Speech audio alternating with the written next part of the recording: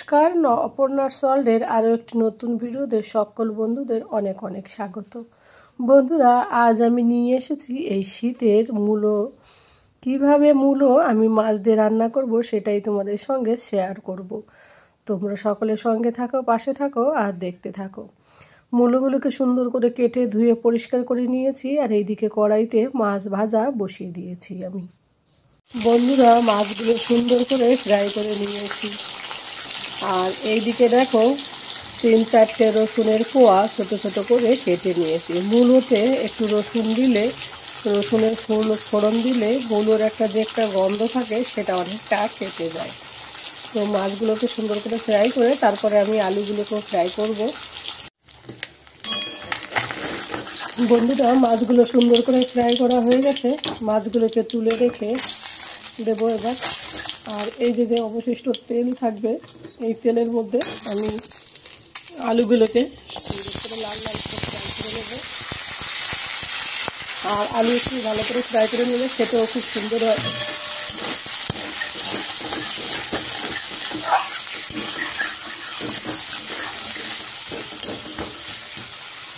এবার সুন্দর করে একটু ফ্রাই করে নেব।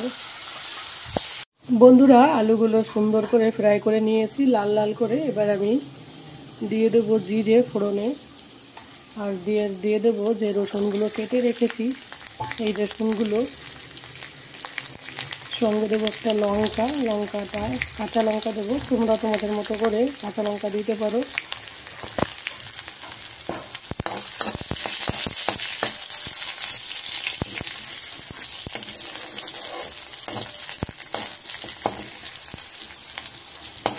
রসুনগুলো একটু লাল লাল করে ফ্রাই করলে রসুন থেকে একটা গন্ধ বেরোয়, বেশ ভালো লাগে এই গন্ধটা। তো আলুর সঙ্গেই ফ্রাই হয়ে যাবে রসুনটা।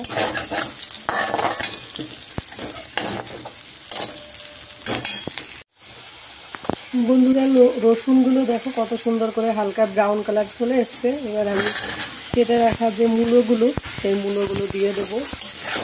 এই মূলোর তরকারিতে আর একটা আমি জিনিস দেবো, সেটা হয়তো অনেকে খায় না, ফেলে দেয়, তবে সেটাও আমি এর মধ্যে দেবো। সেটা একটু পরে দেবো। সেটা কী দেবো সে তোমাদের পরে দেখাচ্ছি। তার আগে মূলোগুলোকে একটু সুন্দর করে ফ্রাই করে নেব। যেহেতু আলু ফ্রাই করার সময় একটু লবণ দিয়েছি, ওই কারণে এখন আমি লবণ দেবো না।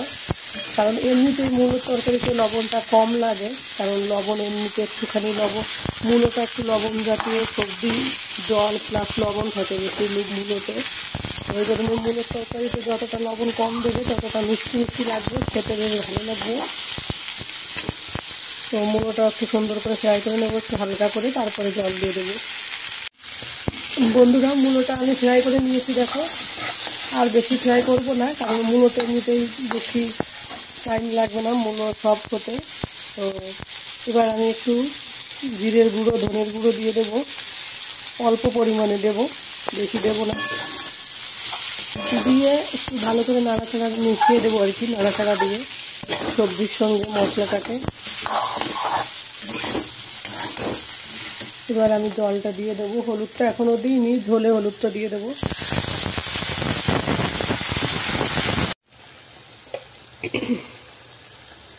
বন্ধুরা, আবার হলুদটা দিয়ে দিচ্ছি আমি। আর যে জিনিসটার কথা বলছি যে সবাই ফেলে দেয়, সেইটা আমি এর মধ্যে দিয়ে দেবো। সেটা হচ্ছে, খেতে বেশ ভালোই লাগে, তোমরা একবার এইভাবে ট্রাই করে দেখতে পারো। মূলোর যে কচি কচি পাতাগুলো, এটা আমরা অনেক সময় ফ্রাই করে খাই, তো শাক ভাজি বানিয়ে খাই। সেটা আমি কি করেছি, একদম কচি কচি পাতা, যেটা একদম একটা মূলোতে 2-3টে পাতা থাকে কচি, সেই কচি পাতাগুলোকে একটু বড় বড় করে কেটে ধুয়ে পরিষ্কার করে নিয়েছি। ওই পাতাগুলো ওই মূলোর মধ্যে দিয়ে দেবো। পাতাগুলো খেতে বেশ ভালো লাগবে। কোনো কি বলো তো, অনেকে খায় না, এটা ফেলেও দেয়, বলে এটা খেতে ভালো লাগে না। কিন্তু তোমরা একবার দেখবে, মূলোর এই যে কচি কচি যে 2-3টে পাতা থাকে, সেই পাতাটা দিয়েও মূলোর তরকারি রান্না করলে কিন্তু খেতে বেশ ভালোই লাগে। এবার ফ্রাই করে রাখা মাছটা আমি দিয়ে দেবো।